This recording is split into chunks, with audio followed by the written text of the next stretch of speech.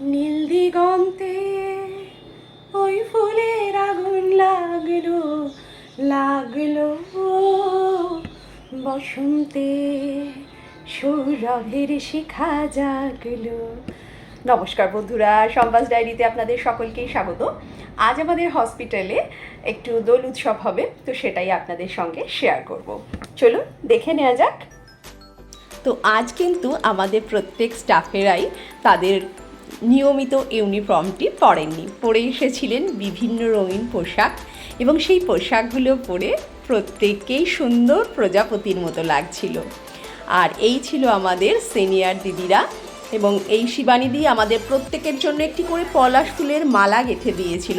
এতটাই ভালোবাসেন আমার সকল বোনেরা এবং সকল কলিগেরা, প্রত্যেকেই আমাকে ভিডিও করতে সাহায্য করেছে।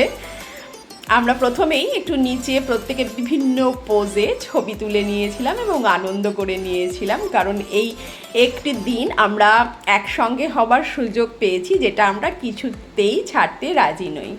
আমাদের মেন উৎসবটি ছিল ওপরে 3 তলায়, তাই আমরা নিচে প্রথমে কাজ সারার পরে একটু এনজয় করে নিয়েছিলাম এইভাবে। এরপরে আমরা ওপরে চলে গিয়েছিলাম, এবং দেখুন আমাদের ক্যান্টিনের ভাইয়েরা কি সুন্দর গ্লাস সাজিয়েছে। এরপরে মূল প্রোগ্রাম শুরু হয়। আমাদের মাননীয় চেয়ারম্যান স্যার আমাদের প্রত্যেককে আবিরের ফোঁটা দিয়ে উৎসবটি শুরু করেন আমাদের আশীর্বাদ করে, এবং আমরা এরপরে নিজেদের মধ্যে খেলা শুরু করি। প্রত্যেককে এমন আবির মাখিয়েছিলাম যে প্রত্যেককেই ভূত হয়ে গিয়েছিলাম, কিন্তু সেই ছবিগুলো দিতে পারছি না আপনাদের কাছে বন্ধুরা, তাহলে আমার ওপর প্রত্যেকে রেগে যাবেন। তো দেখুন প্রত্যেকেই রং মাখাতে ব্যস্ত। আমাদের ম্যাডাম ভীষণ মিষ্টি, আমাদের সিনিয়র দিদি, আমার বোন। যেহেতু দিনের অনেকটা সময় আমরা এখানে থাকি, এই আমাদের অ্যাকাউন্টেন্ট স্যার আমাদের প্রত্যেককেই বোনের মতো স্নেহ করেন।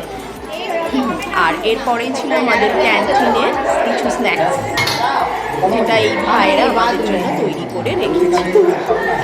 এইভাবে আনন্দ করেই আমরা এই দিনটি কাটিয়েছিলাম। যেহেতু আমরা অনেকটা সময় এই হসপিটালেই কাটাই, তাই প্রত্যেকটি সদস্যই আমাদের কাছে একসঙ্গে পরিবার হয়ে উঠেছে।